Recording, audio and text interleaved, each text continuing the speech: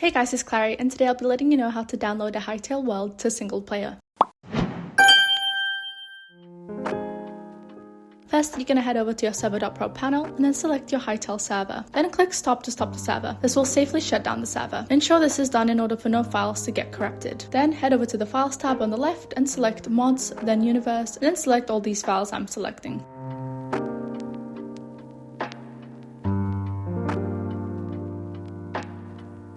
Once that's done, click download. Once the download is completed, we can move on to the next step. Then you're going to launch Hytale. Click the settings icon once you're inside, and under directory, click open directory. Then open the user data folder, then open the saves folder, then right click and create a new folder. Name it anything you'd like, and then open the newly created folder.